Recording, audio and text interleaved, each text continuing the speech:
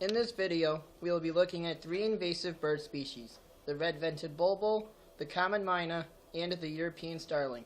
This video has three goals. The first is to quantify the damage that these three species cause. The second is to reveal what's currently being done to control the spread of these birds. The third is to share new methods that could be effective in reducing the damage that these three invasive birds are doing. An important part of managing a species is understanding their impact, because some invasives are benign while some are extremely harmful to biodiversity. The three invasive bird species we chose are all on the IUCN's list of the top 100 worst invasive species. The preferred habitat of the common myna, aka the Indian myna, is in human-created environments such as urban and agricultural areas. It's native to Central and Southern Asia as well as the Middle East. It has invaded Australia, New Zealand, Madagascar, Southern Africa, and many islands in the Atlantic, Indian, and Pacific Oceans. It has been spread intentionally in some places in order to help control insects on agricultural land. The myna is a highly neophilic bird, which allows it to thrive in urbanized environments, which makes them passengers of habitat modification. It has been shown that urbanized mynas have a higher likelihood to innovate than those from less urbanized environments. The preferred habitat of the red-vented bulbul is agricultural areas, urban areas, forests, and shrublands. Its home range is from Pakistan to southwest China. It has invaded Australia, Fiji, New Zealand, and the USA. It has spread by the intentional or accidental release of caged birds. Its spread is also aided by its tendency to nest in containers on ships. Like many invasive species, the European starling isn't picky about its habitat. It can be found in agricultural areas, coastland, riparian zones, forests, tundra, urban areas, wetland, grasslands, shrublands, and disturbed areas. It is native to Europe, Southwest Asia, and Northern Africa. It has invaded North America, South America, New Zealand, and Australia. It has been introduced to control insects in various countries, brought to new countries as a pet, and as part of a movement to introduce all of the birds of Shakespeare. It was released in the U.S.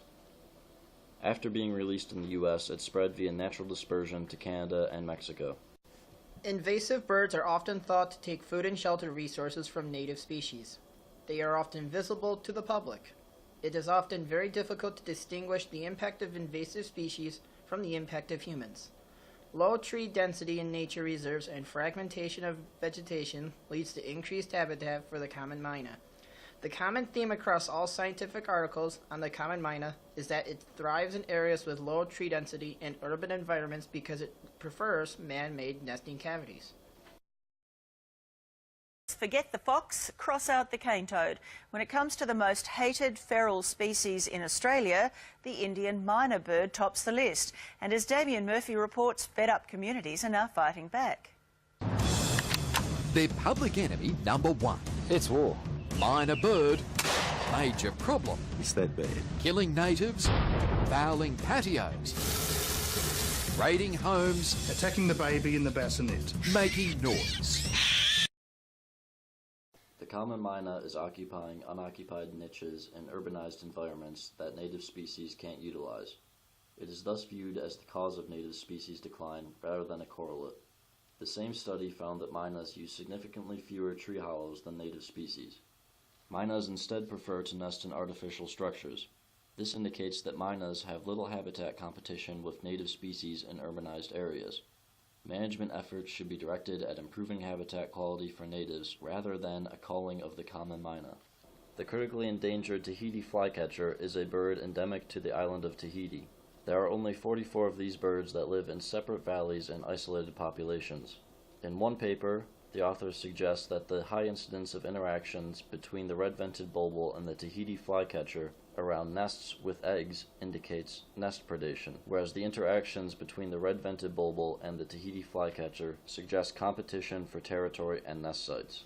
Red-vented bulbuls are generally not aggressive birds, but will be aggressive towards smaller passive birds at bird feeders and towards large birds that are too close to a breeding pair.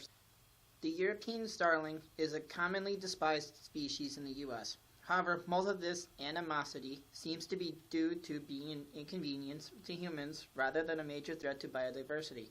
Starlings can spread disease between livestock, eat livestock food, and nest in farms, but the result of a study by University of Berkeley failed to support the hypothesis that starlings have a severe negative effect on native birds. This study looked at 27 populations of birds before and after the European starling immigration. The author acknowledged that the results were surprising, especially when considering the starling's aggression and tendency to steal nest cavities from native birds. However, native species appear to be maintaining their populations despite the starling's presence. In the U.S., the starling should be maligned for its economic damage to agriculture rather than its effects on biodiversity. However, on the Bermuda Islands, the starling has a negative effect by spreading the fruits of the invasive plant Terebinth foliaceus among the islands. There is a positive correlation between the number of hawks in an area and the number of invasive birds. This is because Cooper's hawks feed off of invasive birds. The European starling was the second most abundant source of prey for the Cooper's hawk in British Columbia. In the United States, the European starling outcompetes eastern bluebirds, flickers, and purple martins. Invasive species cost farmers billions of dollars a year on extra crop control and herbicide expenses. Control of the common myna is very difficult for several reasons. The first is that the size of the common myna population is largely dependent on urbanization.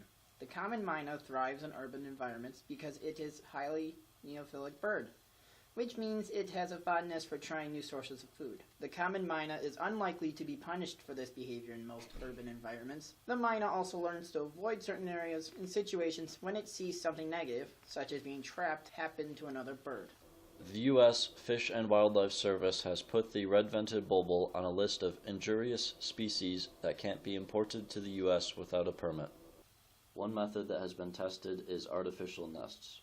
In one study by researchers from the Department of Agriculture, artificial nest cavity tubes were placed 3 meters off of the ground. These cavities had a 5.1 centimeter diameter entrance. 100 of these tubes were put up. 87 of these tubes were used by birds, with only 2 of the nests being occupied by non-native cavity nesting species. This suggests that man-made cavity nests with shallow vertical heights can be used to help native species. The level of management a species should receive should not be based on whether the species is native or invasive, but rather on how much damage it's causing under the current human-altered conditions. Cooperation between government and the public is needed to mitigate the effects of an invasive species. Training people to monitor invasive species damage to ecosystems is a great way to stop an invasive species from becoming established in new environments, because the data can be used to help create new, well-informed policies that will prevent the spread of invasives. One effective method of control used to prevent a nuisance situation from occurring in buildings is known as exclusion. In this method, all openings larger than 1 inch are closed with nylon netting. When birds are roosting on building ledges, the ledge can be covered with plexiglass sheets placed at a 45-degree angle. In farm buildings, heavy plastic strips can be used to cover doorways, which will allow livestock through and machinery in and out while excluding birds. Frightening is another method for clearing invasives from roosts and other sites. Scarecrows can be used as long as they are moved frequently. Kites with hawk silhouettes are another option. Auditory methods of scaring include fireworks, propane cannons, and recorded distress calls. Pesticides such as avitrol can be used to kill invasives. The use of this type of pesticide is heavily restricted. While using this pesticide, you will only need to treat a small amount of the bait, and only a few of the target species birds will eat the treated bait. However, the idea is that the birds who eat the bait will give distress calls and fly erratically, which will frighten the rest of the flock away. Toxic perches can also be used.